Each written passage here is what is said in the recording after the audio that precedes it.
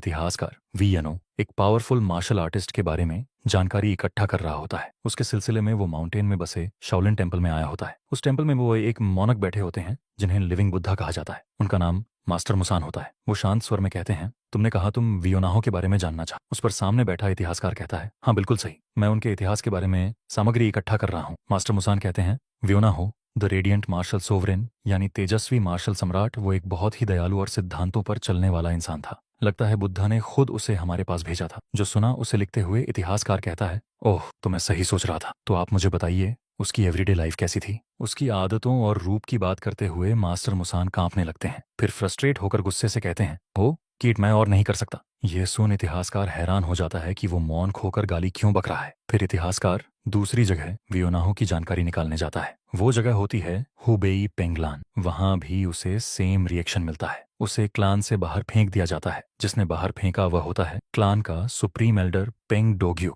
वह उसे गुस्से से चिल्लाकर कहता है, मैं भी योनाहो का नाम सुन सुनकर थक गया हूँ। तुम जैसे पागल घटिया लोग यहाँ कैसे आ रहे हैं। फिर आदेश देता है कि साल्ट की एक पूरी बैग बिखेर दो जिससे ऐसे लोग यहाँ फिर से ना आ पाए। ये सुनकर तो इतिहासकार के होश उड़ जाते हैं। इतिहासकार हमें भागते हुए वियोनहो के बारे में जानकारी देता है। वियोनहो रेडियंट मार्शल सोवरेन यानी तेजस्वी मार्शल सम्राट, एक ऐसी लेजेंडरी फिगर जिसने अराजकता के युग को समाप्त किया। एक सच्चा सज्जन, एक महान योद्धा और ऐसा चिवेलर्स वॉरियर जिसे सारी दुनिया याद करती है। कुछ लोग उसे इतिहास का गोट यानी ग्रेटेस्ट ऑफ ऑल टाइम मानते हैं, तो कुछ उसे ग्रेटेस्ट चोवेलर्स वॉरियर यानी महानतम शूरवीर योद्धा मानते हैं। लेकिन फिर भी क्यों सब लोग उसका नाम सुनते ही चुप हो जाते हैं। एक इतिहासकार होने के नाते मेरी जिम्मेदारी है कि मैं इतिहास के छिपे हुए हर पहलू को उजागर करके लोगों के सामने रखूं। और शायद आज मुझे आखिरकार उसकी सच्चाई जानने को मिल जाएगी। तभी वह एक बूढ़े इंसान के पास रुकता है। ये होता है बेगर सेठ का डिवाइन मैड डॉग, जो हंसते हुए कहता है, तो तुम्हें शाओलिन और हुबेई के पेंग क्लान से भगा दिया गया। इतिहासकार कहता है, मैंने जैसे ही वियोनाहो का नाम लिया उन सबका रिएक्शन लगभग एक जैसा था। मैड डॉग कहता है, बिल्कुल वो वैसे ही रिएक्ट करेंगे। इतिहासकार कहता है, वह ऐसा क्यों। फिर मैड डॉग समझाना शुरू करता है। हमें 100 साल पहले ग्वांगडोंग के वी क्लान का फ्लैशबैक दिखता है और बताया जाता है कि वह सबसे घटिया इंसान था। हम उसे बिस्तर पर लेटा देखते हैं। वह कहता है कि वह सबसे ताकतवर बनना चाहता है और तब वह सिर्फ 12 साल का था। एक लड़का था जिसने हेवंस के नीचे सबसे महान बनने का सपना देखा था। एक मार्शल क्लान में जन्मे वह योद्धाओं के शौर्य के साथ बड़ा हुआ, इसलिए वह पहले से जानता था कि सबसे ऊपर पहुंचने का सबसे फास्टेस्ट रास्ता कौन सा है। और वह रास्ता था सिर्फ रिलेंटलेस एफर्ट यानी लगातार मेहनत के जरिए। और वह कहता है कि चाहे कोई कितना भी प्रतिभाशाली हो, बिना मेहनत के कुछ नहीं मिलता और मेहनत ही एकमात्र रास्ता है। लेकिन फिर भी एक छोटी सी दिक्कत थी। वह खिड़की से बाहर देखता है, सूरज डूबता दिखता है और कहता है कि अब शुरू करने में देर हो चुकी है। वह उठता है, फिर से बाहर देखता है और फिर घुमड़ी में सुमड़ी कर फिर लेट जाता है। वह कहता है, क्या शर्म की बात है, आज सबसे महान बनने की फाउंडेशन रखने का पहला दिन था। अफसोस कि ऐसा ना हो सका। और फिर वह कहता है, आज मैं आराम से सोऊंगा और कल ट्रेनिंग करूंगा। थोड़ी देर बाद कोई उसके कमरे में आता है और कहता है कि उठो, योनाहो नहीं हिलता। इस वजह से वह आदमी चिल्लाता है कि उठ जा। योनाहो उठकर बैठता है और पूछता है, आप क्यों आए हो। यह उसका पिता है, साथ ही ग्वांगडों के विक्लान का पेट्रियर्क और राइटियस चिवलर्स स्वर्ड्समैन विजंगान। उसके पिता पूछते हैं, तुझे समय का अंदाजा है। योनाहो कहता है, मैंने सूरज देखा। पिता पूछते हैं, फिर भी तू बिस्तर में क्यों है। वह कहता है, क्योंकि सूरज डूब रहा था। उसका पिता पूछता है, तुझे पता है तू कितने दिन से कमरे में लेटा हुआ। योनाहो कहता है, लगभग 2 या 3 दिन, लेकिन शायद 2। उसके पिता कहते हैं, पूरे 4 दिन हो चुके हैं और तू 4 दिन से कंबल में लिपटा पड़ा है। तेरी पीठ में दर्द नहीं हो रहा क्या। 3 दिन बाद तो भालू भी पलट जाता। योनाहो हंसते हुए कहता है, मैं कभी कभी उठता हूँ, मेरी इतनी चिंता मत करो। यह सुनकर उसके पिता बहुत गुस्सा हो जाते हैं। फिर उन्हें समझाते हुए योनाहो कहता है कि उसने सच में ट्रेनिंग की। उसके पिता पूछते हैं कि कैसी रही। योनाहो कहता है, जैसे ही मैं आंखें खोलता सूरज डूब रहा होता। पिता पूछते हैं, इसका क्या मतलब। फिर योनाहो कहता है, जब सूरज डूबे तो सोना चाहिए ताकि अगली सुबह जल्दी उठकर ट्रेनिंग कर सके। यह सुनकर उसके पिता उसका बिस्तर पलट देते हैं और चिल्लाते हैं, आज मैं तेरी ये घटिया आदत सुधार के रहूंगा। फिर सीन चेंज होता है। जुंगान ऑफिस में परेशान बैठे होते हैं। उनका एडमिनिस्ट्रेटर बैंक उनसे पूछता है, क्या फिर से सेकंड यंग मास्टर के बारे में है। जुंगान कहते हैं, और किसकी बात हो सकती है। बैंक कहता है, चिंता मत करो, वह जल्द समझदार हो जाएगा। जुंगान सिर पकड़कर कहते हैं, यह सब मेरी गलती है। जब योनाहो 2 साल का था वह मार्शल ड्यूल यात्रा पर निकल गया। अपनी पत्नी हंसांग, बड़े बेटे सानहो, छोटे बेटे योनाहो और तब उसके पत्नी के पेट में पल रही बेटी सिरेन को छोड़कर जब जा रहा था तब उसे लगा था कि 2 साल में लौट आएगा, लेकिन कई घटनाओं में फंस गया और वह फाइनली 8 साल बाद लौटा। पूरा क्लान उसका स्वागत करता है और उसे इस यात्रा में राइट्स चिवर्स सोर्ड्समैन की उपाधि मिली, लेकिन जो उसने खोया वह उससे बड़ा था। जब वह लौटा तब उसकी कभी शांत पत्नी अब शेरनी जैसी हो गई थी। कहती है कि 8 साल बहुत ज्यादा हैं और उसका प्यारा बेटा, जो उसे लगता था कि वह कोई प्रॉब्लम नहीं होगा, अब आलसी बैल बन चुका था। झूघान फिर गहरी सांस छोड़ता है। बैंक कहता है, चिंता मत करो, एक रास्ता जरूर है। यह सुनकर झुंघान गंभीर होकर कहता है, कौन सा रास्ता? बैंग याद दिलाते हुए कहता है, क्या आप उसे भूल गए? वह जल्द आ रहा है। झुंघान को उसकी याद आते ही वह खुश हो जाता है। बैंग कहता है, 3 साल बाद वह अकादमी से वापस आ रहा है। झुंघान हंसता है, कहता है, योनाहो की अब खैर नहीं, क्योंकि एक ही इंसान है जिससे वह सच में डरता है। योनाहो अपने कमरे में होता है। तभी योनाहो को अचानक ठंडी लगती है। वह मुड़कर देखता है और देखता है कि उसका भाई सानो उसे घूर रहा है। अपने बड़े भाई को देख उसकी फट जाती है। सानो पूछता है, कितनी देर से तू सो रहा है? बात घुमाते हुए योनाहो कहता है, तुम यहाँ कब आए? सानो कहता है, तू पहले मेरे सवाल का जवाब दे। इस पर वह अपना सिर खुजाने लगता है। सानो उसे गुस्से से घूरता है। उसकी आंखें देखकर वह फटाक से बोलने लगता है, ऐसा नहीं है जैसा वह सोच रहा है। मैं सुबह बहुत ट्रेनिंग की और उसे थक गया, इसलिए बस झपकी ले रहा था। और मन में कहता है, साला ये कब अटपका? सानो पूछता है, तूने सच में ट्रेनिंग की? योनाहो कहता है, हाँ। उसका भाई कहता है, उस मोमबत्ती को तलवार से काट कर दिखाओ ताकि मुझे पता चले कि 3 साल में कितना सुधार हुआ है। योनाहो बेड से उठता है, तलवार पकड़ता है। फिर सानो कहता है, शुरू करो। योनाहो बहाना बनाते हुए कहता है, हम घर के अंदर हैं और यह खतरनाक हो सकता है। लेकिन सानो थोड़ा गुस्सा होकर कहता है, वह सब देख लेगा, बस तूने क्या सीखा है वो दिखा मुझे जल्दी। योनाहो कहता है, ठीक है, और मन में बोलता है, आज तो मेरे एल लगने वाले हैं, चलो जो होगा वो देखा जाएगा। वह तलवार घुमाता है और उसे सामने तानता है। वह रुकता है, फिर तेजी से दौड़ता है और कई तलवार तकनीकें करता है। उसका भाई हैरान होता है जब योनाहो सोरिंग ड्रैगन नामटिटी की तकनीक करता है। वह तलवार के साथ घूमता है और काफी दूर जाकर रुकता है। वह पलटकर मोमबत्ती की तरफ देखता है, लेकिन मोमबत्ती को कुछ भी नहीं हुआ होता। यह देखकर योनाहो कहता है, मेरे तो लग गए सानो। यह तमाशा देखकर ठंडे लहजे में कहता है, 3 साल गुजर गए। 3 साल बहुत होते हैं एक स्वर टेक्निक को मास्टर करने के लिए और अगले लेवल में जाने के लिए, लेकिन तू तो 3 साल पहले जैसा था उससे भी बेकार हो गया है। और वहां से चला जाता है। रात को डिनर के समय पूरी फैमिली एक साथ बैठी होती है। योनहो भाई को देख मन में बोलता है कि आज तो खाना पचने नहीं हुआ। झुंझुगान पूछता है, अकादमी कैसी रही? सानो कहता है, ठीक थी। उसके पिता पूछते हैं, कोई परेशानी तो नहीं हुई? कहता है, अगर कोई कठिनाई ना हो तो वह ट्रेनिंग कैसी? और मैं मानता हूँ कि चुनौतियां जरूरी हैं। झुंझुगान गर्व से कहता है, तुमने बहुत सहा है। लेकिन सानो कहता है, मुझसे ज्यादा आपने सहा है पिताजी। झुंझुगान पूछता है, कोई और बात? सानो अपनी चॉपर स्टिक नीचे रख देता है और कहता है कि उसे योनाहो की बात करनी है। यह सुन सब चिंतित दिखते हैं और योनाहो सोचता है, मैंने क्या किया, और उसे पता चल जाता है कि कुछ तो बुरा होने वाला है। सानो कहता है, मैं उसे अपनी मार्शल अकादमी में ले जा रहा हूँ। यह सुन योनाहो के होश उड़ जाते हैं। मैड डॉग कहानी सुनाते हुए कहता है, इसी वजह से मास्टर मुसान और पेंग डोग्युक सिर्फ वी योनाहो का नाम सुनकर दांत पीसते हैं। फिर से कहानी की तरफ आते हुए कहता है, यहीं से उसकी ग्रेट हिस्ट्री की शुरुआत हुई और किसी ने सोचा नहीं होगा कि वही आलसी लड़का एक दिन पूरी दुनिया को हिला के रख देगा। और फिर से योनाहो पर आते हैं, जो अपने भाई के साथ मार्शल अकादमी जा रहा होता है। वे घर से अभी अभी निकले थे। तभी योनाहो अपने भाई से कहता है, मैं थक गया हूँ, चलो आराम करते हैं। योनहो को जबरदस्ती एकेडमी के लिए जाना पड़ता है। जाते वक्त यनहो पीछे मुड़कर अपने परिवार की तरफ देखता है। उसकी छोटी बहन सुरयन रो रो कर उसे जाने से मना कर रही होती है। उसके पिता उसे कहते हैं, एक तगड़ा मर्द बनकर लौटना। उसकी माँ बस यही कहती है कि वह अपना ध्यान रखे और सुखरूप घर पहुंचे। वे जानते थे कि वे उसे रोक नहीं सकते। भले ही उसे जाते देख थोड़ा दुख हो रहा था। यनहो छोटी बहन को रोने से मना करता है और कहता है कि वह जल्दी वापस आएगा। वह हाथ हिलाकर विदा लेता है, जबकि उसका पिता हंस रहा होता है। इस पर संग कहती है, हंसना बंद करो। जैसे ही वे यात्रा पर निकलते हैं सनहो के लिए, तो यह यात्रा काफी आसान होती है। लेकिन इसके उलट यनहो तो थक कर चूर चूर हो चुका होता है। वह पूछता है कि क्या वे लगभग पहुंच गए हैं। उस पर सनहो कहता है कि अभी सिर्फ 10 दिन बाकी हैं। यह सुन योनहो हैरान होकर कहता है, क्या पूरे 10 दिन? सनहो शांत स्वर में कहता है कि अगर उसे घुड़सवारी आती होती तो वे 5 दिन में पहुंच जाते। यनो चिल्लाकर कहता है कि उसने पहले ही बता दिया था कि उसने कभी घोड़े की सवारी नहीं की है। सनहो कहता है, तूने कभी घुड़सवारी सीखने का ट्राई भी नहीं किया। यनो कहता है, लेकिन अब तो सवारी कर रहा हूं ना। इस पर उसका भाई कहत सनहो देखता है और उसे तुरंत एहसास होता है कि वे बस सो नहीं रहे। वह घोड़े से उतर जाता है। यह देख योनहो पूछता है कि वह क्या कर रहा है। सनहो पास जाकर देखता है कि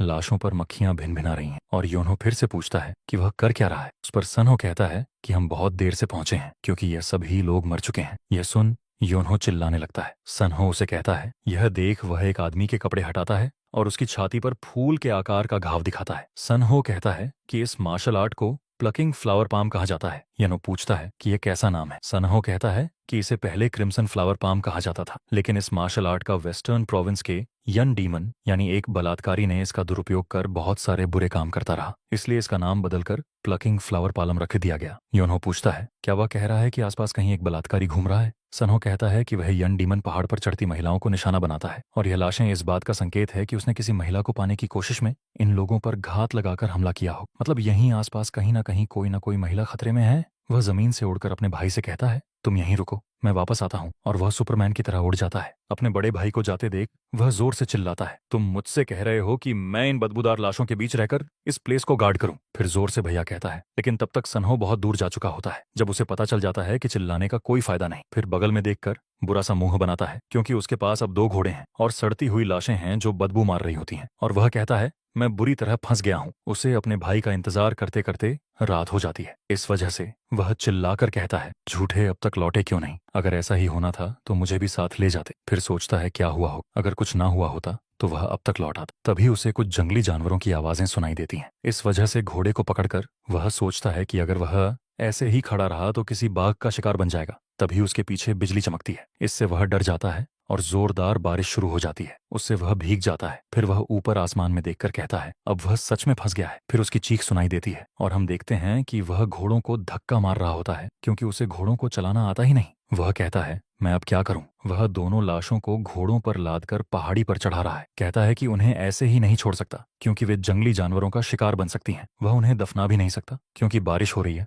और अब उसे किसी शरण की जरूरत है जहां वह रुक सके। और घोड़े को जल्दी आगे बढ़ाने के चक्कर में वह उसे जोर से धक्का देता है, लेकिन गलती से घोड़े के नींबू को टच हो जाता है। इस वजह से घोड़े का दिमाग खराब हो जाता है और वह उसे जोर से लात मारता है। इस वजह से योनहो चिल्लाते हुए पहाड़ी से नीचे गिरने लगता है, सिर पीट और फिर सिर से टकराते हुए झाड़ियों में गिरता है। वह करहते हुए कहता है उस कमबख्त घोड़े पर विश्वास नहीं करना चाहिए था, लेकिन जब वह चारों ओर देखता है तो उसे पता चलता है कि वह एक गुफा में है और यहाँ बारिश नहीं हो रही। वह खुशी से चिल्लाता है। आखिरकार उसे शरण मिल ही गई। घोड़े भी उसके पीछे पीछे आ जाते हैं, अब भी लाशें लादे हुए। यनहो उन्हें एक चट्टान से बांध देता है और कहता है हे भगवान, मैं घोड़ों को मार भी नहीं सकता। फिर अपने कपड़ों को देखकर कहता है हे भगवान, ये दुख काहे खत्म नहीं होता बे। लोग कहते थे सफर कठिन होता है, अब समझ आ गया। उसने गुफा के बाहर एक निशान छोड़ दिया है ताकि उसका भाई उसे ढूंढ सके, लेकिन फिर भी वह थोड़ा चिंतित है यह सोचकर कि अब क्या किया जाए। वह लेट जाता है और सोने की कोशिश करता है, लेकिन उसे नींद नहीं। वह कहता है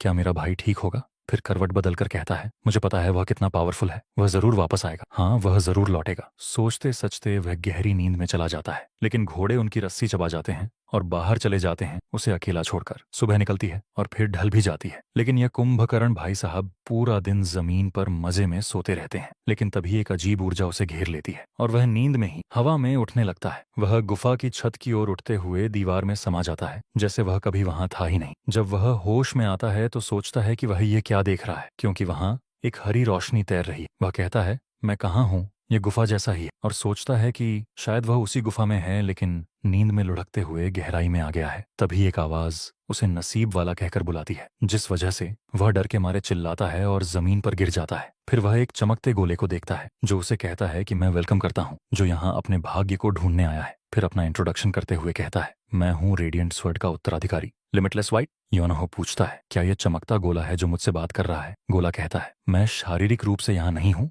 लेकिन मेरी विल समय और स्थान से रेसे बोल रही है। यदि तू मेरी विल को स्वीकार करता है तो तू दुनिया पर राज करेगा। यनो घबरा जाता है और कहता है यह तो कोई भूत है, और दुबक के जमीन पर बैठ जाता है। गोला उसे डरने से मना करता है और कहता है मैं पहले ही मर चुका हूँ, बस ये मेरी विल बाकी है। मैंने ये सब उसके लिए तैयार किया है जो यहाँ मेरे बाद आएगा, इसलिए नसीब वाले इंसान इसे बिना संदेह के स्वीकार करो। यनो कहता है यह सब बहुत परिचित लगता है, एक गुफा, कोई इंसान नहीं और एक बूढ़े आदमी की अंतिम विल। फिर बहुत ज्यादा खुश होकर कहता है यह तो वो फेटेड एनकाउंटर यानी भाग्य का मिलन वाला सीन है जो मुरिम कहानियों में होता है। अपनी बढ़ाई करते हुए कहता है स्वर्ग उसे उसकी अच्छाई के लिए इनाम दे रहा है। अब अगर वो यहीं ताकतवर बन जाए तो उसे मार्शल ट्रेनिंग एकेडमी जाने की भी जरूरत नहीं पड़ेगी। तभी वह गोला उसे बताता है समय नहीं है, उत्तराधिकारी मेरी स्वॉर्ड को अपनाओ और दुनिया में न्याय बहाल करो। मैं तुम्हें अपनी रेडिएंट स्वॉर्ड स्टाइल सौंपता हूँ, अब निरंतर अभ्यास करो और अपनी कला को निखारो। यनो बस उनकी हर बात पर हाँ करता जा रहा होता है। गोला कहता है अगर तुम्हारी रगों में मेरा खून है तो तुम्हारा टैलेंट भी शानदार होगा।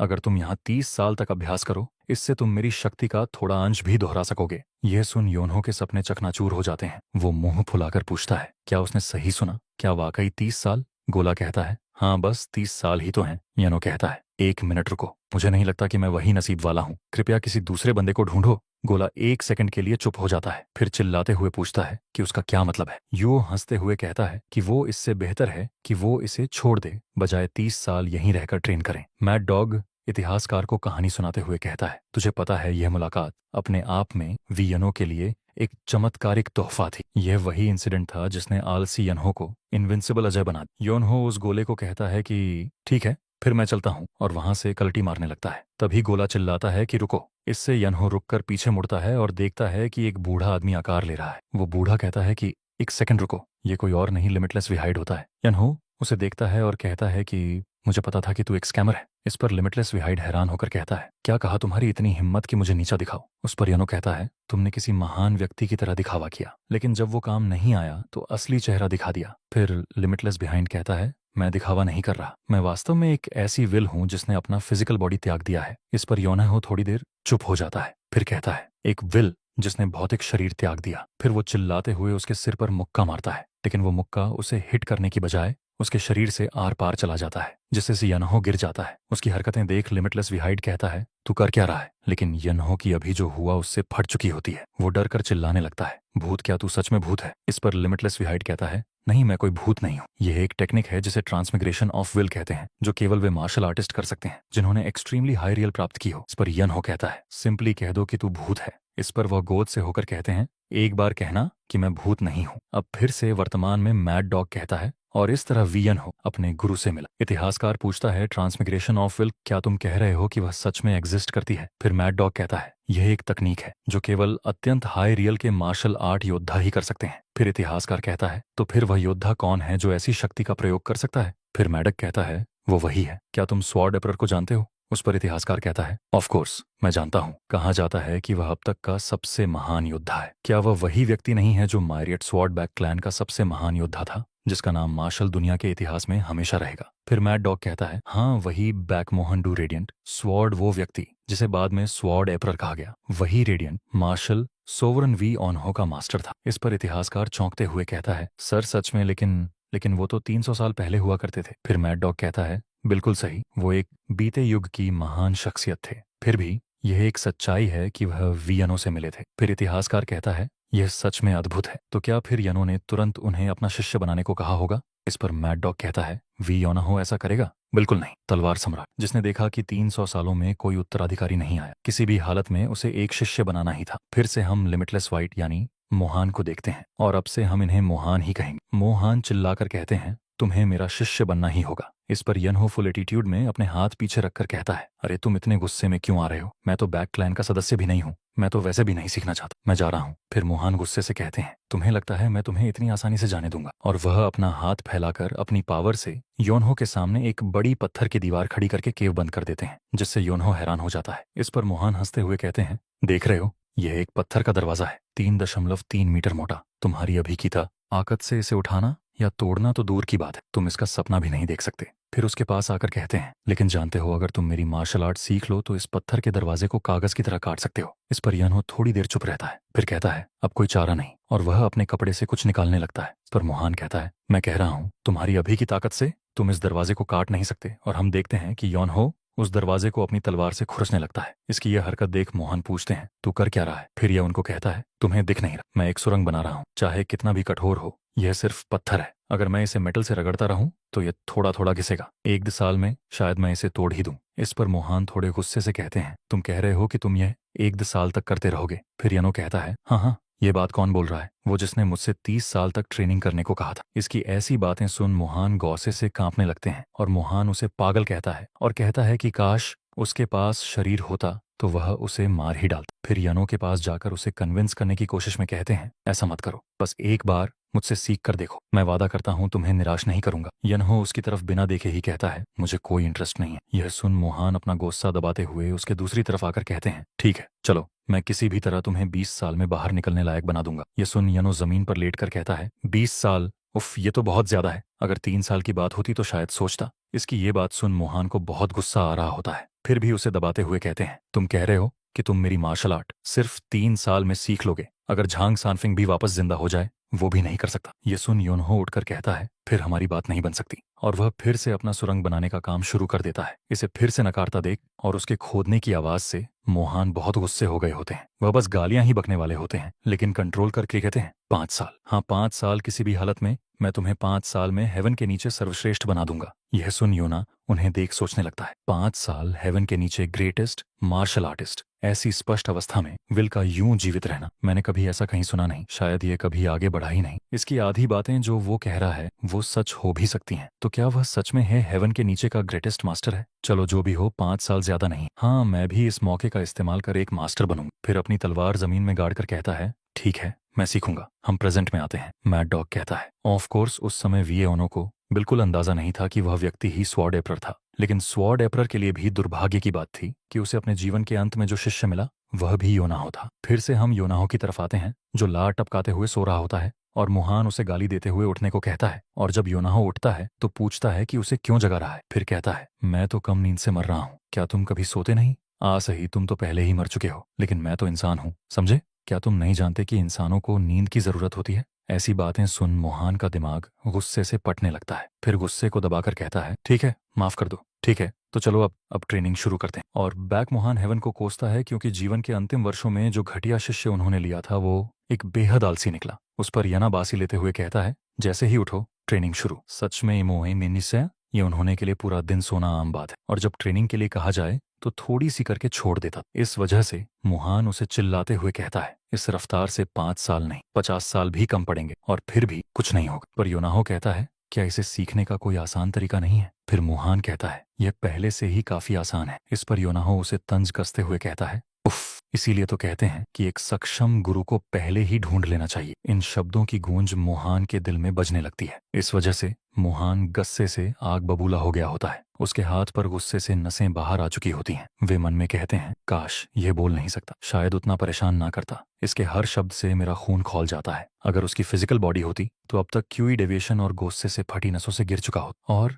योनाहो को कहते हैं, सच में माफी चाहता हूँ कि मैं अच्छा टीचर नहीं निकला। और फिर मन में कहते हैं, आज तरह की महिमा की इससे उम्मीद कर रहा। मैं कौन सी मार्शल आर्ट्स इससे पासिंग ऑन करने की सोचने वाला। क्या मैं सच में सिर्फ ये सब देखने के लिए अपनी विल पीछे छोड़ गया था? काश मेरे पास अब भी शरीर होता तो इसे पीट पीट कर सिखा देता। और हम देखते हैं यो ना हो ट्रेनिंग के वक्त में इधर चला, मैं उधर चला, कर्म मस्ती कर रहा होता है। तभी वह कहता है, वैसे गुरुजी, आपने उस समय वो कैसे किया? फिर मोहन कहते हैं, उस समय उन्हें याद दिलाते हुए योनाहो कहता है, आपने वो विशाल पत्थर का दरवाजा गिरा दिया था, याद है? क्या आप उसी शक्ति से मेरा शरीर कंट्रोल करिए मुझे मार्शल आर्ट्स नहीं सिखा सकते? इस पर मोहन कहते हैं, वो तो एक तंत्र था जिसे मैंने पहले से सेट कर रखा था। फिर योनाहो कहता है, कोई बिना शरीर वाला व्यक्ति भला ऐसा कैसे कर सकता है? फिर मोहन कहते हैं, उसका शरीर होने से कोई मतलब नहीं है, मैंने तो बस उस रस्सी को क्यूई से खींचा था, दूर से वस्तु पकड़ने की तकनीक से। लेकिन तभी यह कहते हुए उन्हें कुछ याद आता है और पागलों की तरह हंसते हुए कहते हैं, क्यों? मैंने ये सोचा ही नहीं। ये देख योनाहो कहता है, क्या इस बूढ़े के साथ क्या गड़बड़ है? आप पागल हो गए हैं क्या सर? फिर भी मोहन हंसकर अपने आप से ही बड़बड़ा रहे होते हैं। वह कहते हैं, मैं तो इस सोच में अटका था कि मेरे पास शरीर नहीं है, या शायद 300 साल तक अपनी इच्छा को बनाए रखना अधूरा छोड़ गया किसी भी हालत में। शुक्रिया, तुम्हारी वजह से मुझे एक बड़ा रियलाइजेशन हुआ। यह सुन योनाहो कहता है, सर आप अपने आप से क्यों बड़बड़ा रहे हैं? लेकिन तभी उसके एकदम मुंह के बगल से कुछ तो चला जाता है, इसलिए वह पीछे पलटता है और देखता है कि एक पत्थर दीवार में घुसा हुआ है। और हम देखते हैं मुहान ने अपनी एनर्जी से एक और पत्थर का गोला तैयार किया होता है और कहते, तुम्हारी वजह से मुझे एहसास हुआ, भले ही मेरे पास भौतिक शरीर ना हो, मैं अब भी कभी भी एक पत्थर हिला सकता हूँ। यह सुनकर तो योनाहो की हालत खराब हो जाती है। उसे और बड़ा झटका देते हुए मुहान कहते हैं, तो मैं सिर्फ एक पत्थर ही नहीं हिला सकता? और हम देखते हैं उन्होंने बहुत सारे स्टोन अपनी एनर्जी से उठाए होते हैं। आगे कहते हैं, तो मैं यही करूंगा। ये देख योनाहो चिल्लाता है, रुको बूढ़े नहीं मास्टर। लेकिन मोहन वह पत्थर उस पर फेंक देते हैं। हम केव के बाहर से देखते हैं कि योनाहो की चिल्लाने की आवाज़ें बाहर आ रही होती हैं। और उस दिन के बाद से बैक मोहन और वी योनाहो की ट्रेनिंग दिन रात चलती रही। दिन में वो बिना एक पल रुके तलवार का अभ्यास करता, शाम को वो तलवार तकनीकें आपस में साझा करते, यहाँ तक कि सोते हुए भी बैक मोहन की तकनीक dream training divine martial art से वह सीखता रहा। और हम देखते हैं ये ओनहो सोया होता है, लेकिन उसे अपने सपने में भी ट्रेनिंग करनी पड़ रही होती है। मोहन कहते हैं, स्वॉर्ड के साथ एक हो जाओ और स्वॉर्ड की तरह जीवन जियो। उसकी ट्रेनिंग में डील देने का कोई भी पल नहीं था। और हम देखते हैं मोहन ने जो स्टोन फेंके होते हैं उन्हें वह अपनी स्वॉर्ड से बिना हिले ही बीच में से काट डालता है। यह देख मोहन योनाहो को गर्व से देख रहे होते हैं। और ठीक ऐसे ही 5 साल पलक झपकते बीत गए और हम देखते हैं योनाहो अपने सिर्फ एक हाथ से उस केव के डोर को उठाता है और फाइनली बाहर जाता है। और जब वह लौटा तो ऊपर आकाश की ओर देखा और अब वक्त था दुनिया को दिखाने का कि वह कौन बन चुका है। जब वह केव से बाहर आता है उससे एक दिन पहले का सीन देखते हैं। यनहो सोया होता है और उसे जगाते हुए मोहान आवाज देते हैं। फिर यनहो नींद में ही कहता है बस 5 मिनट और, लेकिन मोहान फिर से आवाज देते हैं। इससे वह उठ जाता है और कहता है हे भगवान, मैंने कहा बस थोड़ा और, क्या तुम मुझ पर विश्वास नहीं करते? और उसे मास्टर को देखकर अलग सा फील होता है। फिर मोहान कहते हैं इधर आओ बच्चे।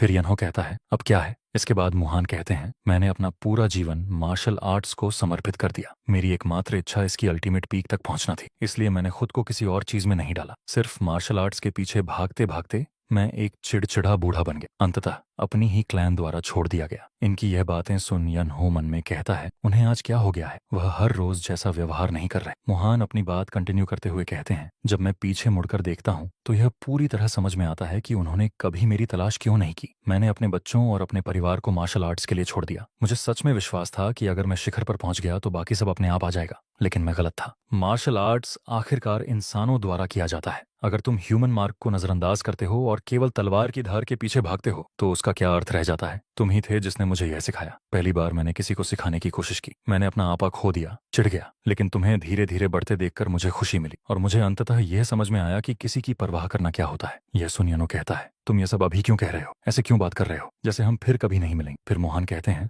हाँ, वह समय आ गया है। यह सुन वह चिल्लाकर कहता है क्या कह रहे हो तुम? क्या तुम चाहते हो कि मैं इस पर विश्वास कर लूं? तुमने मुझसे कहा था कि 30 साल ट्रेनिंग करनी है, अभी तो सिर्फ 5 साल हुए हैं, तुम्हारे पास 25 साल और बचे हैं। फिर मोहन कहते हैं तुम सही कह रहे हो। इस पर यनहो कहता है फिर यह क्या है? फिर मोहन कहते हैं जो इनर कोर मैंने तुम्हें दिया ताकि तुम यहाँ बिना खाना खाए रह सको, उसे बनाए रखना उतना आसान नहीं था जितना मैंने दिखाया। अब मेरी शक्ति खत्म हो चुकी है, समय आ गया है कि हम अलग हो जाए। इस पर वह कहता है क्यों, तुमने कुछ बताया क्यों नहीं? अगर तुमने बताया होता तो मैं चला जाता, खुद खाना ढूंढता और ट्रेनिंग के लिए वापस आता। ये सुन मोहन मन में कहते हैं अगर तुम इस जगह से चले जाते तो तुम वापस नहीं आ। फिर उसे कहते हैं हाँ हाँ, मैं तुम्हारा दिल पूरी तरह समझता हूँ, फिर भी तुम्हारे साथ बिताया गया हर समय मुझे बहुत खुशी दे गया। मैंने उम्मीद की थी कि तुम्हारी यात्रा को दुनिया में और आगे तक देखूंगा, लेकिन इतना भी मेरे लिए काफी है। धरती पर यात्रा करना, अपना दृश्यों और अनुभवों को आत्मसात करना। मेरी आंखों में पहले से ही मैं तुम्हें साफ साफ देख सकता हूँ। दुनिया की यात्रा करते हुए दूर दूर तक जाते हुए दुनिया को देखो, उसे अपने अंदर लो। अगर तुम ऐसा करोगे तो बाकी सब अपने आप आ जाएगा। लेकिन दुनिया से पहले पहले अपने लोगों को देखो।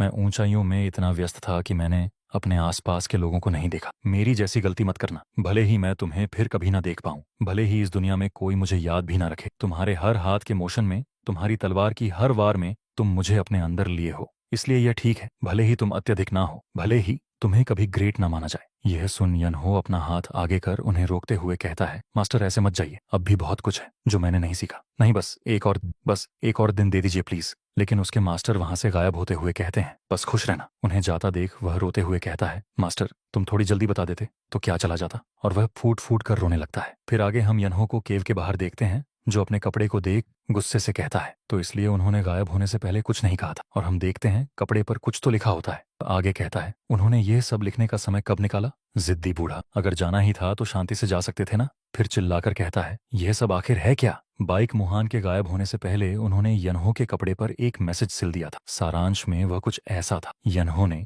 जो मार्शल आर्ट्स तेज गति से 5 साल में सीख, वो अब भी अधूरी है। मोहन जानते थे कि यनहो ट्रेनिंग छोड़ देगा जब वे गायब हो जाएंगे, इसलिए बेक मोहन ने उसके शरीर में एक विशेष यंत्र डाला जो उस इनर कोर के इर्द गिर्द केंद्रित है, जिसे मोहन ने उसे सोते हुए निकलवाया था। यह यनहो की मार्शल स्किल्स को अपने आप बढ़ाता है। तकनीकी रूप से वो बिना कुछ किए ताकतवर होता रहेगा, लेकिन यह इतना आसान नहीं है। अगर यनो द्वारा इकट्ठा किए गए अनुभव और टेक्निक्स उस गति से पीछे रह गए जिससे कोर परिपक्व हो रहा है, तो कोर उसकी इंटरनल एनर्जी को चूसते हुए उसे मार डालेगा। सरल शब्दों में, अगर तुम ढीले पड़े तो मर जाओगे। यह समझने पर यनो कहता है उस पागल बूढ़े ने मुझे चालाकी से बेवकूफ बना दिया। फिर उस पर आगे और लिखा होता है कि तो जाओ, धरती की यात्रा करो, दुनिया को देखो। एक बार जब तुम देखोगे तो कुछ महसूस करोगे, और अगर तुम कुछ महसूस करोगे तो तुम कुछ पाओगे। किसी कोने में मुरझा मत जाना, बड़ा सोचो बड़ा जियो। इस पर यनो कहता है धत्त तेरे की मास्टर। आगे लिखा होता है इस बात को ध्यान में रखते हुए तुम्हें सबसे पहले जहां जाना चाहिए वो है यूरीम। राज्य के ग्रैंड स्कॉलर को खोजो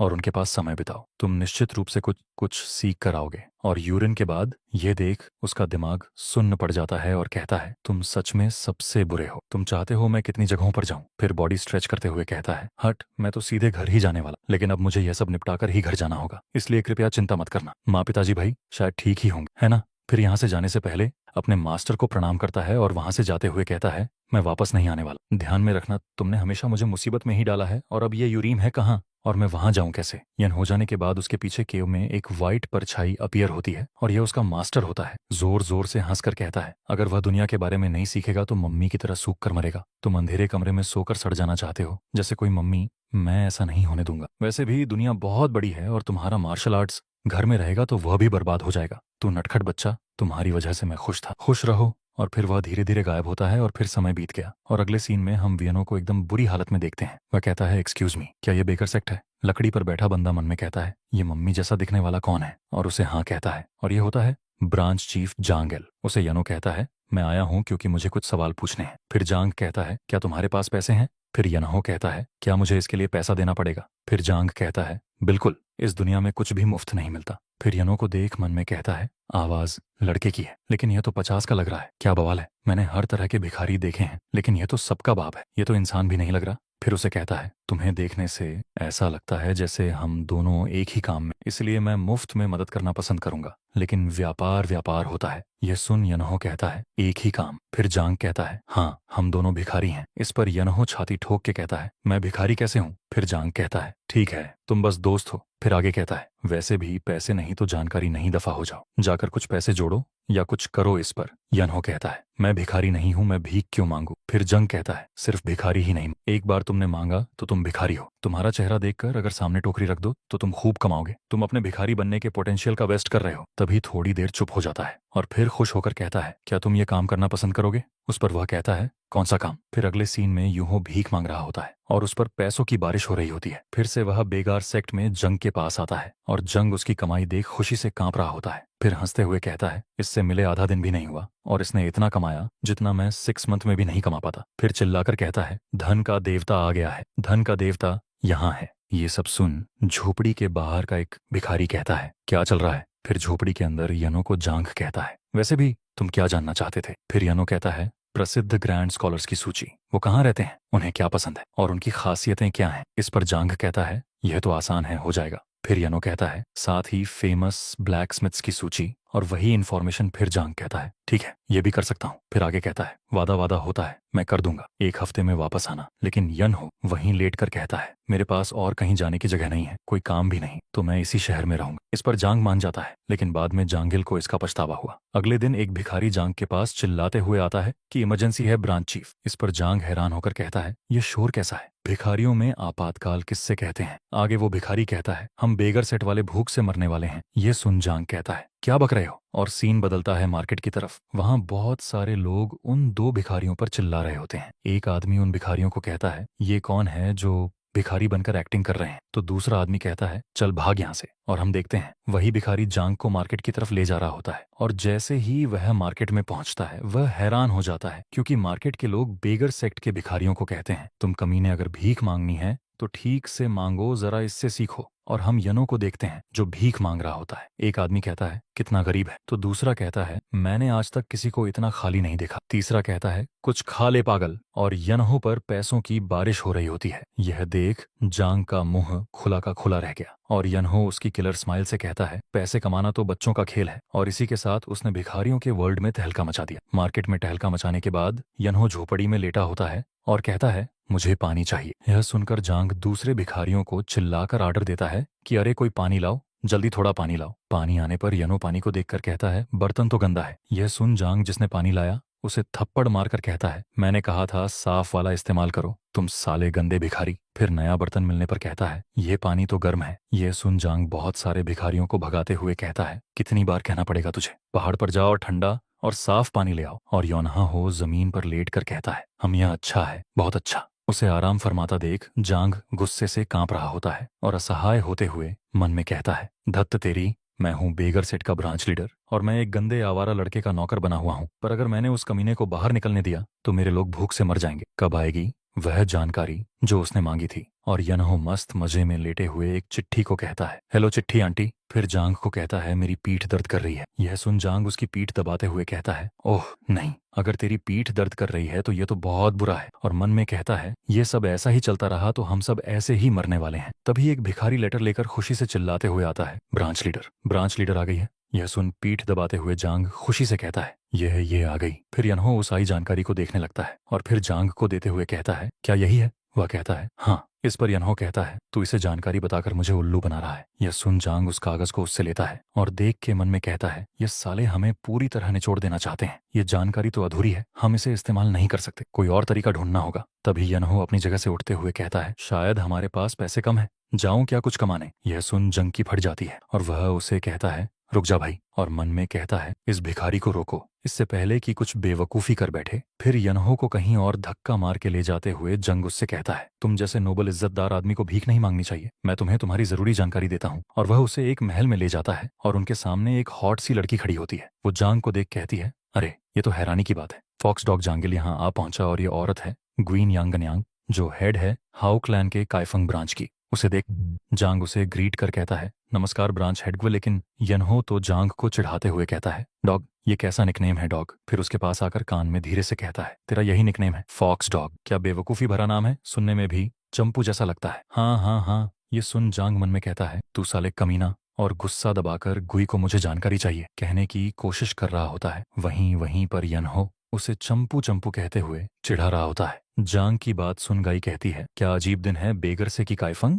ब्रांच हाउ क्लैन से जानकारी लेने आई है और तुम्हें पता होना चाहिए हम तुम्हारे हमेशा कट्टर दुश्मन रहे हैं। तो माजरा क्या है? इस पर जंग कहता है, यह जानकारी बेगर सेट नहीं चाहता, मैं एक क्लाइंट खुलाया हूँ। लेकिन यनहो अभी भी उसे चंपू कहते हुए चिढ़ाता है। यह सुनगी ठंडे लहजे में कहती है, क्या तुम मजाक कर रहे हो? फिर यनहो को देख कहती है, तुम कह रहे हो कि यह बेगर सेठ की रिक्वेस्ट भी नहीं है, पर क्लाइंट एक भिखारी है। फिर गहस्से से कहती है, क्या तुम हमारा मजाक बना रहे हो या हमें भड़काने की कोशिश कर रहे हो? हम बेगर सेठ को जानकारी नहीं भेजते। यह सुन यनोजाइन को चिढ़ाते हुए रुक जाता है और कहता है, पर मैं बेगर सेठ से नहीं हूँ। ये सुन गी वहां से जाते हुए कहती है, अगर तुम यूं ही हमारा मजाक उड़ाते रहे तो हम चुप नहीं बैठेंगे, याद रखना हमारे पास भी सम्मान है। उसे जाता देख यनो कहता है, क्या हाउ क्लैन एक सूचना समूह नहीं है? यह सुन घी उसकी तरफ मुड़कर देखती है। यनो आगे अपनी बात कंटिन्यू करते हुए कहता है, और फिर भी तुम यह नहीं जानते कि मैं बेगर सेठ से हूं या नहीं, और तुम दावा करते हो कि तुम जानकारी बेचकर जिंदा रहते हो। तुम सबसे बुनियादी बातों में ही फेल हो रहे हो, सबसे बुनियादी। ये सुन गई को गुस्सा आने लगता है। तभी वहां पर अजीब सा धुआं आने लगता है और वह घोंगू का नाम चिल्लाती है और कहती है, उस आदमी की पहचान क्या है? उतार के जवाब आता है, कुछ भी पक्का नहीं है, लेकिन वह बेगर सेठ से नहीं। यह सुन वह अपने दांत पीसने लगती है। फिर यनहो कहता है, देखा तो अब आप हमें जानकारी भेज सकते हैं, राइट? उस पर गी कहती है, नहीं, मेरा मूड खराब हो गया है इसलिए नहीं, गेट आउट। यह सुन वो दोनों हैरान हो जाते हैं। फिर यनहो कहता है, तो यही है सूचनाओं के व्यापार में सम्मान। मैं पैसे दे रहा हूँ और तुम मना कर रही हो। ये सुन गई को गुस्सा आ रहा होता है। आगे यनो कहता है, लगता है हाउ क्लैन ज्यादा दिन टिकेगा नहीं। ये सुन गसे से कहती है, अपनी जुबान संभाल कर रखो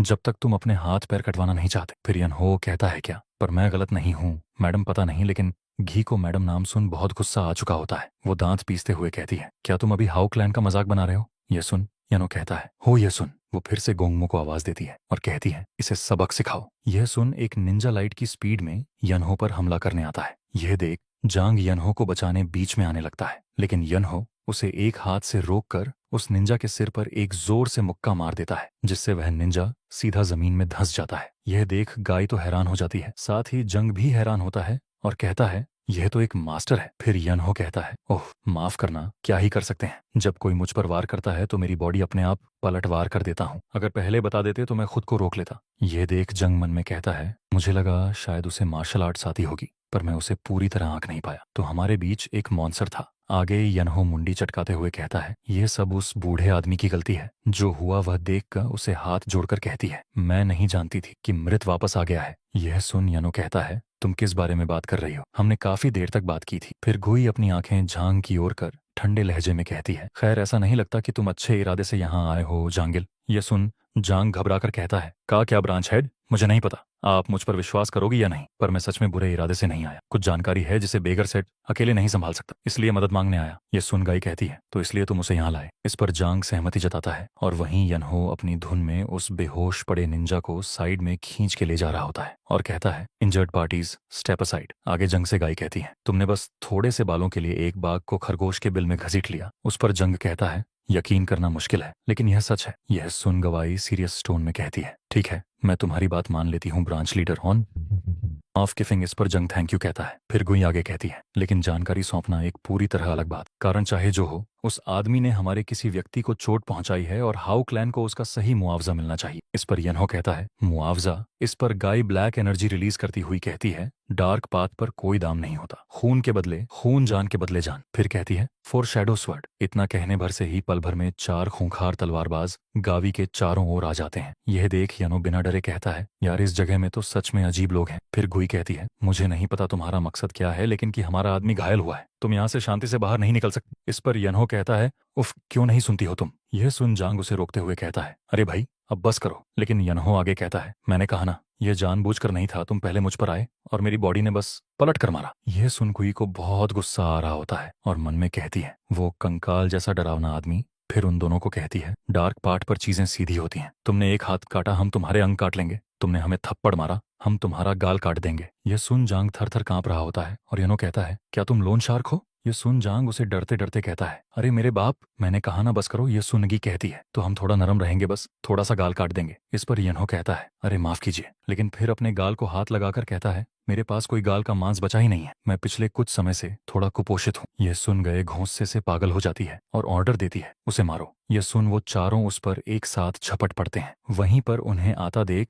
यनो सिर खुजाते हुए कहता है, पहले तो बस मेरा गाल, अब कह रही हो कि मुझे मार दो। और तभी उसकी तरफ 4 जानलेवा स्लैश होते हैं। फिर भी वह आगे कहता है, इंटरेस्ट बहुत तेजी से बढ़ रहा है, यह चक्रवृद्धि ब्याज डरावना है। फिर पल भर में एक अटैकर के पेट में मुक्का पड़ता है, तभी दूसरा, फिर तीसरा और फिर चौथा भी चिल्लाते हुए हवा में होते हैं और यनहो सिर के पीछे हाथ रखकर आराम से खड़ा होता है। यह देख गुई का मुंह हैरानी से खुला का खुला रह जाता है और हम देखते हैं यनहो आराम से खड़ा होता है और वह चारों हवा में होते हैं और उनकी 100 टुकड़ों में बिखर चुकी होती है और थोड़ी देर बाद वो चारों आसमान से नीचे गिर जाते हैं और यनहो की बॉडी से एनर्जी बाहर निकलने लगता है। फिर यनहो कहता है, कोई भी हिलने की कोशिश नहीं करे, मैं अब भी किसी को मारना नहीं चाहता। यनहो के बॉडी से जो एनर्जी निकली होती है उसे देख जंग हैरान होता है, साथ ही गी भी हैरान होकर मन में कहती है, यह कैसी एनर्जी है। फिर यनहो आगे बिना इमोशन के कहता है, मेरे मास्टर ने कहा था, जो 2 बार हमला कर सकता है वह 3 या 4 बार भी कर सकता है, इसलिए कभी भी भविष्य की मुसीबतें अधूरी मत छोड़ो। मुझे वह बूढ़ा पसंद नहीं, लेकिन उसने कभी गलत बात नहीं कही। यह सुन गुई हैरानी से यनो को देख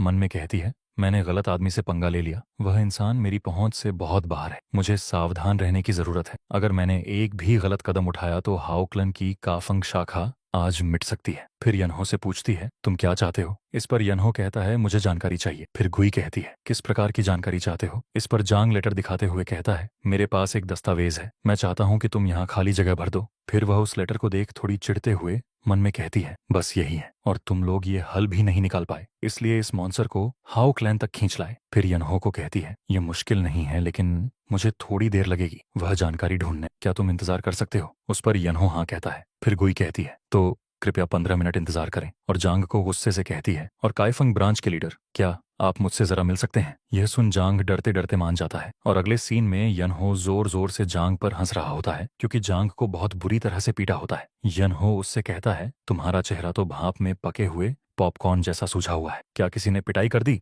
यह सुन जांग कहता है, चुप हो जा। फिर यनहो कहता है, भिखारियों का क्लैन भी कुछ खास नहीं, हाउ क्लैन से पिट गए। यह सुन जांग गुस्से से कहता है, तुझे क्या लगा वो औरत हाउ क्लैन की बस एक आम सदस्य थी। नहीं बेटे, वो औरत हाउ क्लैन के मुखिया की बेटी है। वो चुड़ैल अगली क्लैन लीडर है। अगली क्लैन लीडर वो ऐसी चुड़ैल है जो इलेक्सिर को चावल की तरह खाती है और स्पिरिचुअल पिल्स को कैंडी की तरह चबाती है। मैं भला उसका सामना कैसे कर सकता था। तभी उसके पीछे वही चुड़ैल आ जाती है। अपने पीछे गाय को खड़ा देख जांग की हालत खराब हो जाती है। फिर गाय कहती है, मैं वो जानकारी ले आई हूँ जो आपने मांगी थी। यह सुन यनहो उसे थैंक यू कहता है। फिर वह सब एक जगह बैठ जाते हैं। आगे गाय कहती है, हालांकि हमारे भी कुछ सिद्धांत होते हैं। यह बात यनहो को समझ नहीं आती। फिर जांग उसे धीरे से कहता है, जानकारी के पैसे मांग रही। यह समझ आने पर यनो कहता है, इसके कितने हुए। उस पर गाय कहती है, 5 सिक्के। फिर यनहो उसे 5 सिक्के देता है। यह देखकर जांग उससे कहता है, अरे सिल्वर के देने हैं। यह सुन यनो हैरानी से कहता है, जानकारी का शुल्क इतना महंगा क्यों है? इस पर गुई कहती है, इसमें कुछ उच्च स्तरीय सूचना छुपी थी, इसीलिए दाम थोड़ा ज्यादा है। फिर यनहो कहता है,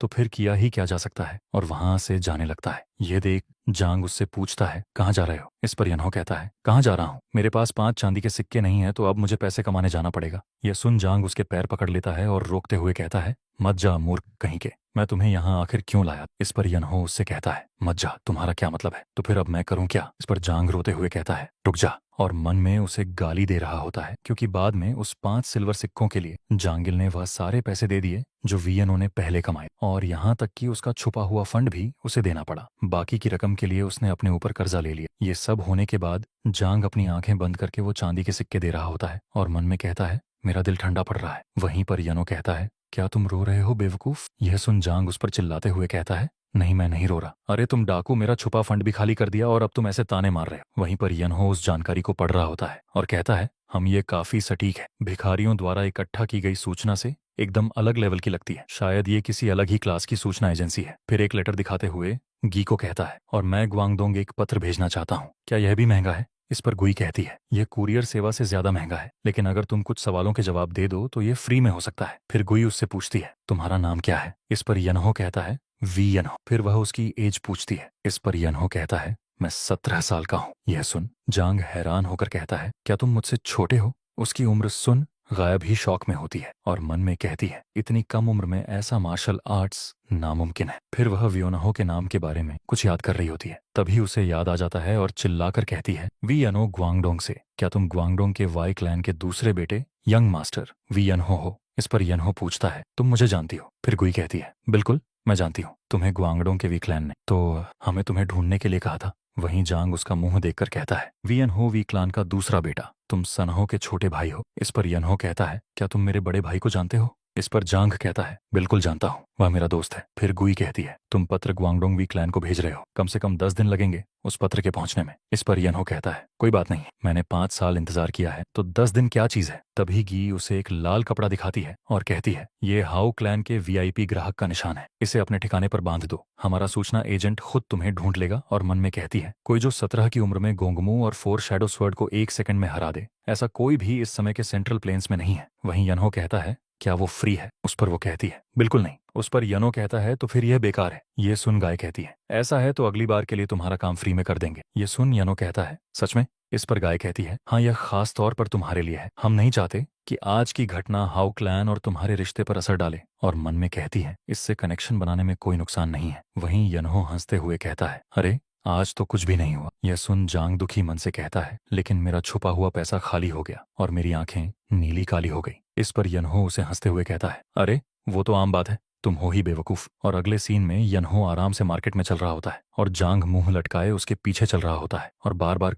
कह रहा होता है, धत तेरी मेरे पैसे। इस पर यनहो उसे भाषण देते हुए कहता है, पैसा तो आता जाता रहता है, भिखारियों को पैसों से लगाव नहीं होना चाहिए, उन्हें अपने कर्तव्य निभाने चाहिए। यह सुनकर जांग को बहुत गुस्सा आ रहा होता है और मन में कहता है, मैं इस नापसंद इंसान को अभी पीट भी नहीं सकता। और तभी दूसरी तरफ जाते हुए कहता है, खैर अब क्या सारी जानकारी मिल गई, तो फिर अब कहीं में तुम्हारा काम खत्म हो गया। तभी उसे रोकते हुए यनो कहता है, रुको, वो एक छोटी सी समस्या है। यह सुन जंग गुस्से से कहता है, अब क्या? फिर वो मासूम सा चेहरा बनाकर कहता है, मेरे पास ट्रैवल के लिए पैसे नहीं हैं। यह सुन जांग उसे गुस्से से गाली देता है और हम फिर से गई को देखते हैं जो गोंगू को आवाज देती है और कहती है, मैन क्लैन को तुरंत संदेश भेजो। ग्वांगोंग वी क्लैन का लापता दूसरा बेटा अब एक मास्टर बनकर लौटा है। और अगले सीन में हम यनहो को हलिन ग्रैंड एकेडमी के सामने देखते हैं और हमें सॉन्ग नेम हलिन ग्रैंड एकेडमी का सीन दिखता है जो बहुत खूबसूरत होती है। और उसी एकेडमी में एक आदमी चाय के मजे ले रहा होता है। ये होते हैं मुन्युहान और इन्हें 3 एब्सोल्यूट ग्रैंड स्कॉलर का टाइटल मिला होता है। तभी उनके पास उनकी बेटी आती है और कहती है,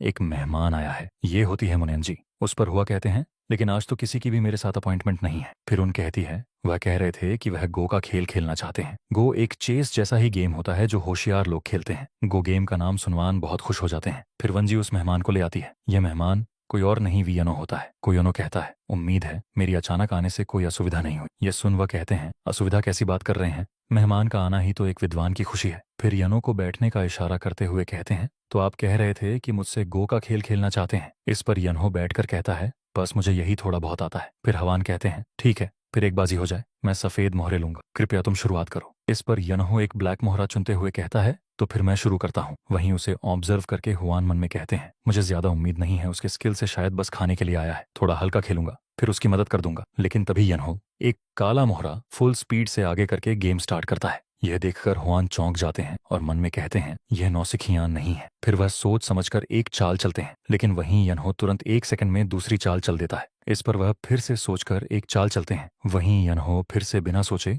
दूसरी चाल चल देता है। यह काफी देर तक चलता है। उस पर हवान कहते हैं, यह तो स्पीड प्लेयर है। इस उम्र में ऐसा खेल कौशल, स्पीड प्लेयर यानी ऐसा खिलाड़ी जो गो या चेस जैसे खेलों में तेजी से सीमित समय में चाल चलता है, और आगे भी यनो इसी स्पीड में खेलता रहता है। उससे हवान के धीरे धीरे पसीने छूटने लगते हैं। फिर हवान एक चाल चलने लगते हैं, लेकिन तभी रुक जाते हैं और हैरान होकर मन में सोचते हैं, यह क्या हो रहा है? यह सिर्फ स्पीड प्ले नहीं, क्या यह कोई बैटल डीमन है? तभी उन्हें रुका न देख यनो कहता है, तुम खेलोगे नहीं? यनहो ने जो गो गेम में चाल चली होती है, उसे देखवान उससे बहुत इंप्रेस हुए होते हैं, और उसकी चालों को देखकर उन्हें उसके बिहेवियर का अंदाजा हो रहा होता है। वो मन में उसकी चाल देखकर कहते हैं, कमाल है, ऐसी उथल पुथल भरी स्पिरिट, जैसे मचलती हुई खतरनाक लहरें हों। जब लड़ाई करने का समय भी नहीं होता, तब भी वह ऐसे जोश से हमला करता है जैसे लड़ाई का दीवाना हो। अगर जरा सा भी फायदा नजर आ जाए तो वह भूखे भूत की तरह झपटता है और जर की तरह काटता है। वो सच में एक बैटल डीमन है। फिर गेम के एंड में हुआ कहते हैं, अच्छा मुकाबला था, तुम्हारा खेलने का अंदाज काफी अनोखा है। उस पर यनहो कहता है,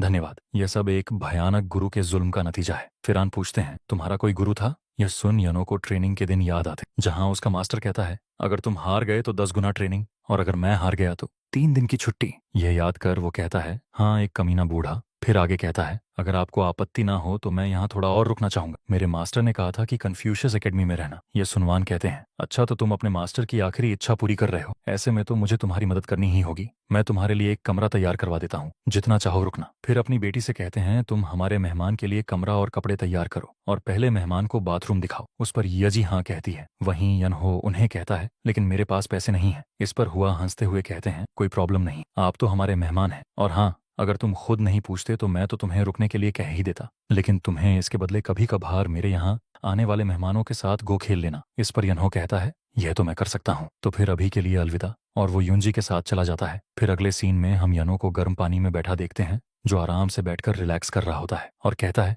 यह अच्छा है, मैं तो नहाने से नफरत करता था। क्या यह इसलिए है क्योंकि पानी अच्छा है? मेरी स्किन अब अच्छी हो रही है। फिर अपने मास्टर को इमेजिन कर कहता है, मैं इतना खुश हूँ कि मेरी आंखों में आंसू आ रहे हैं। यह सब उस कमीने बूढ़े की वजह से है। वहीं बाथरूम के बाहर उसके लिए कपड़े लेकर इंतजार कर रही यजी बोर हो रही होती है। इस वजह से वह अपने पैर से दरवाजा नॉक करती है और मन में कहती है, मुझे सच में समझ नहीं आ, पिताजी ने ऐसे इंसान को मेहमान के तौर पर क्यों रखा। तभी दरवाजा खोलकर यनहो अचानक बाहर आ जाता है, जिससे यंजी डर जाती है और चिल्लाती है, क्योंकि यनहो के बॉडी पर एक भी कपड़ा नहीं होता। वह वैसे ही बाहर आ गया होता है। फिर यनहो उससे पूछता है, क्या हुआ? उस पर वो शर्माते हुए दूसरी तरफ देखकर कहती है, अरे तुमने तो डरा ही दिया, मैंने सोचा भूत है। फिर टॉवल देते हुए कहती है, कृपया खुद को थोड़ा ढक लीजिए। फिर यनहो वो टॉवल लेता है। कुछ सेकंड बाद यजी उसे देखती है तो शर्म आने लगती है, क्योंकि यनहो नहाने के बाद बहुत हैंडसम दिख रहा होता है। टॉवल लपेटने के बाद उसकी तरफ देखकर कहता है, क्या आप ठीक है? लेकिन वहीं यंजी उसका इतना बदला रूप देखकर कहती है, तुम हो कौन? उसके बाद कुछ दिन ऐसे ही बीत जाते हैं। एक दिन उन पिता को चिल्लाकर कह रही होती है, पिताजी,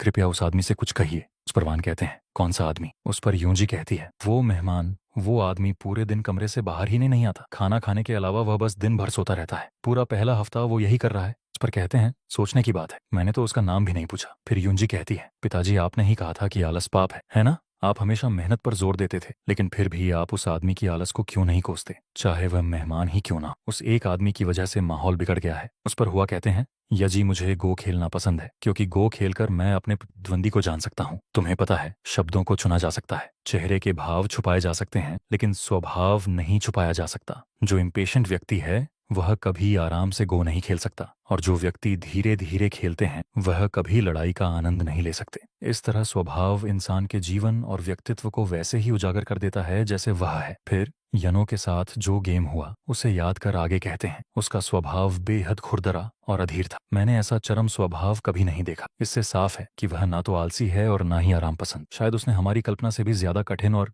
उथल पुथल भरी जिंदगी जी है। फिर आगे कहते हैं, जब सूरज उगता है तो परछाइयां भी गहरी हो जाती हैं। अगर वह आलस कर रहा है तो इसका मतलब है कि उसकी जिंदगी वाकई बहुत कठिन रही है। तुम बताओ, अगर बारिश से बचने के लिए जो चिड़िया छत के नीचे बैठी है उसे ना तो भगाया जाता है, ना ही पूछा जाता है कि वह बारिश में क्यों नहीं उड़ रही। तो क्या तुम उसे थोड़ी और देर आराम करने नहीं दोगी? इस पर वह सहमति जताती है और अगले सीन में हम यूंजी को देखते हैं, जो बहुत गुस्सा हो गई होती है क्योंकि यूहो ने जहाँ खाना खाया होता है वहीं सांड की तरह लेटा होता है। उसे इतनी आराम से लेटा देख मन में कहती है, पिताजी धोखा खा रहे हैं। ऐसा आलसी आदमी कभी भी हिडन ड्रैगन हो ही नहीं सकता है। मैं इसे यहाँ से जरूर निकाल कर रहूंगी। फिर यनहो को उठने के लिए कहती है। इस पर यनहो दूसरी तरफ घूमते हुए कहता है, क्यों? इस पर युंजी उसकी चादर खींच के कहती है, मैंने कहा उठो, सूरज सिर पर आ गया है। फिर यनहो उठ जाता है और कहता है, सच में तुम मुझे सूरज ढलने पर बता देना। ये सुन उन उसे डांटते हुए कहती है, तुम हो कौन आखिर? तुम 7 दिन और 7 रात यहाँ पड़े रहकर आलस कर रहे हो जबकि बाकी सब पढ़ाई कर रहे हैं। उस पर यनहो कान खुजाते हुए कहता है, जो पढ़ना चाहते हैं वह पढ़ते हैं और मैं सोना चाहता हूँ तो सोता हूँ, इसमें दिक्कत क्या है? इस पर वह कहती है, शटअप, ये वजह ना भी हो तो भी मैं तुम्हें 7 दिन और 7 रात बिस्तर पर पड़े पड़े बिना नहाए नहीं देख सकती। तुम्हें पता भी है कि यह बिस्तर कौन धोता है। तुम्हें यहाँ रहकर अपना योगदान देना होगा। तुम्हें पता नहीं, लेकिन हमारी हालत भी ठीक नहीं है। अगर तुम पढ़ रहे होते तो बात और थी, लेकिन हम किसी को सिर्फ खाने और मौज करने के लिए चावल नहीं खिला सकते। इस पर यनहो कहता है, लेकिन तुम्हारे फादर ने तो कहा था। उसकी बात बीच से काटते हुए युंजी कहती है, पैसे का हिसाब मैं रखती हूँ, और यनहो को घूरने लगती है। इस पर यनहो कहता है, तो फिर मुझे क्या करना हो? फिर उसे कपड़े धोने की जगह पर लेकर जाती है। हो कि मुझसे शादी नहीं करोगी, और इसका नाम नोक मोकपंग होता है, और वह लड़की यूंजी होती है। वह उस जाद्दे मोकपुंग को कहती है, मैं इस बारे में सपने में भी नहीं सोचूंगा। इस पर मोकपंग कहता है, तुम्हें पछतावा होगा जानती हो। इस पर वह जवाब देती है, मुझे नहीं होगा, मैं वादा करती हूँ। फिर मोकपुंग कहता है, बेहतर होगा कि तुम दोबारा सोचो। मैं कभी वह चीज नहीं छोड़ता जो मुझे चाहिए। जब मैं कुछ चाहता हूँ तो चाहे जो हो जाए मैं उसे हासिल कर लेता हूँ। अभी मैं तुम्हें ऑफर दे रहा हूँ, लेकिन अगर तुम मुझे यूं ही ठुकराती रही, अगली बार ये ऑफर नहीं होगा। क्या तुम सच में यह देखना चाहती हो कि तुम्हारी वजह से हलिम ग्रैंड एकेडमी बर्बाद हो जाए? ये सुन वो गुस्से से कहती है, जो करना है करो, हलिम ग्रैंड एकेडमी इतनी आसानी से नहीं गिरने वाली। इस पर वो जाड़ा उसे धमकी देते हुए कहता है, सही है, लेकिन मैं इसे गिरा सकता हूँ, और मुझे लगता है तुम ये जानती हो। यह सुन वह अपने दांत पीसने लगती है, फिर जोर से चिल्लाकर कहती है, यही बात मुझे तुमसे नफरत करने पर मजबूर करती है। क्या तुम्हें लगता है दुनिया तुम्हारी मर्जी के मुताबिक झुक जाएगी? इस पर मोकपंग जवाब देता है, यह नामुमकिन नहीं है। फिर यूंजी कहती है, हाँ है, कम से कम एक चीज तो है, मैं तुमसे कभी शादी नहीं करूंगी। और वहां से जाते हुए कहती है, यही मेरी आखिरी बात है। उसे जाता देख मोकपंग उसके नाजुक हाथों को कस के पकड़कर जोर से उसे अपने पास खींचता है। यह देखकर उन चिल्लाकर कहती है, क्या तुम मुझे जाने नहीं दोगे? फिर मोकपुंग कहता है, बेहतर होगा मुझे गुस्सा मत दिलाओ। फिर अपनी गंदी सी जीभ उसके पास लाते हुए कहता है, अगर मैंने अभी तुम्हें उठाकर ले जाने का फैसला कर लिया तो क्या तब भी तुम ऐसे अकड़ में रहोगी? यह सब सुन यजी डर से कांपने लगती है। तभी पीछे से यनहो कहता है, यह किसी और के घर में कहने वाली बात नहीं है। जानी पहचानी आवाज सुन उन अपना हाथ उस मोटे से छुड़ाकर यनहो की तरफ रोते हुए भागती है और उसे कहती है, तुमने कपड़े धोना और लकड़ी काटना खत्म किया जैसा मैंने कहा था? इस पर यनहो उसका सूझा हुआ हाथ देखकर कहता है, मैं तो बस अब तक गो खेल रहा था, तुम क्या कह रही हो? फिर उसकी हेयर रिबन लेते हुए कहता है, अपनी डोरी मुझे दो। फिर उस रेड रिबन से अपने बालों को बांधता है और मोकपंग को देखने लगता है। इस पर मोकपंग कहता है, क्या तुम्हें नहीं लगता कि दूसरों की बातें सुनना बदतमीजी है? इस पर यनहो कहता है, माफ करना, लगता है मेरे अंदर ज्यादा तमीज नहीं है। फिर उसके सामने खड़ा होकर कहता है, लेकिन सच कहूं तो तुम खुद भी ऐसे इंसान नहीं लगते जो तमीज पर भाषण दे सके। क्या यह उस इंसान का व्यवहार है जो शिष्टाचार की परवाह करता है? फिर मोकपुंग कहता है, तो तुम ही हो जिसे लोग हलिम मास्टर ऑफ गो कहते हैं। फिर यनहो कहता है, पहचानने के लिए शुक्रिया, लेकिन मुझे नहीं पता तुम कौन हो। पर मोकपुंग कहता है, मैं हूं। तभी उसकी बात काटते हुए यनहो अपना कान खुजाते हुए कहता है, छोड़ो, मुझे फर्क नहीं पड़ता और जानने लायक भी नहीं लगता। यह सुन तो मोकपुंग को बहुत गुस्सा आ जाता है और कहता है, हलिम मास्टर ऑफ गो, हाँ, अगर तुम बस अपने बोर्ड गेम तक सीमित रहते तो मुझे तुमसे नफरत करने की कोई वजह नहीं होती। पर यनहो कहता है, इस लिहाज से मुझे तुम्हारे लिए थोड़ा अफसोस है, तुम इतने अलग नजर आते हो कि ध्यान खींचना तय है जैसे अभी। यह सुन तो मोकपंग उससे गुस्से से गालियां ही देने वाला होता है, लेकिन तभी वहां बहुत सारे लोग आ जाते हैं और यनो को देख रुक जाते हैं। एक उस जाद्दे को देखकर कहता है, ओह,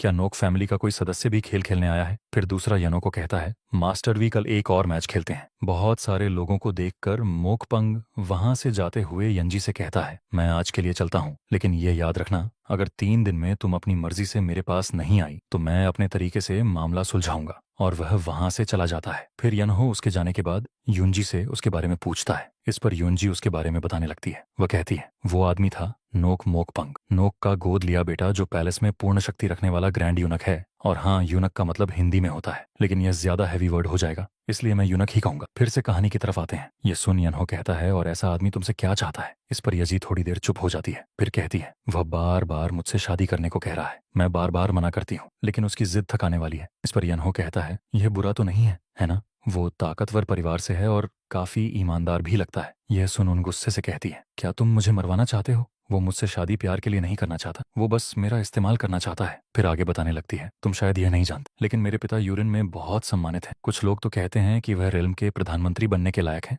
लेकिन वह इतने सालों से गुमनामी में जी रहे हैं। यह सिर्फ इसीलिए नहीं कि उन्हें पद का लालच नहीं। इस पर यन्हो हंसते हुए कहता है, क्या यह गो गेम की वजह से है? इस पर वह कहती है, नहीं, यह इसलिए है क्योंकि पैलेस को नियंत्रित करने वाले यूनक्स उनसे सावधान है। इस पर यन्हो पूछता है, यूनिक्स एक साधारण एकेडमी मास्टर पर नजर रख रहे हैं, क्यों? इस पर वह चिल्लाकर कहती है, वह साधारण नहीं है। हलिम ग्रैंड एकेडमी किसी आम यूरिन फैक्शन जैसी नहीं है। हम किसी खास ग्रुप से जुड़े नहीं हैं और ना ही हमारे पास कोई स्थायी ठिकाना है, लेकिन इसी आजादी ने हमें सबके साथ अच्छे संबंध बनाने में मदद की है। वो करप्ट यूनक्स जिन्हें हर कोई भ्रष्ट जानता है, अब तक इसलिए हटाए नहीं गए क्योंकि यूरिन फैक्शंस आपस में नीजो है। एक तरीका जिससे यूरिम को एकजुट किए बिना ही उसके एक बड़े नेता से जुड़ सकते हैं, नोक मोकपुंग और मेरे बीच शादी करके। फिर सीन चेंज होता है। रात के समय एक महल में वही मोकपुंग घुटनों पर बैठा होता है, उसे पसीना आ रहा होता है। वह कहता है, माफ करना फादर, अब जब Halim master of go grand academy में आ गया है तो योजना को अंजाम देना बहुत मुश्किल हो गया है। उस पर उसके सामने वाला इंसान विंडो से बाहर देखते हुए कहता है, हालिम मास्टर ऑफ गो, क्या वह बस एक बेवकूफ नहीं है जो बोर्ड गेम खेलता है? और यह इंसान यूनक्स ग्रुप का ग्रैंड यूनक होता है। इसके दो नाम होते हैं, नोक गोंगोंग या नोक, लेकिन हम इसे नोक ही कहेंगे। फिर मोकपंग कहता है, वह समस्या नहीं है, लेकिन अब देश भर से ताकतवर लोग उसके मैच देखने के लिए यहाँ जुट रहे हैं। हम अब कोई कदम नहीं उठा सकते। अगर हमने लापरवाही की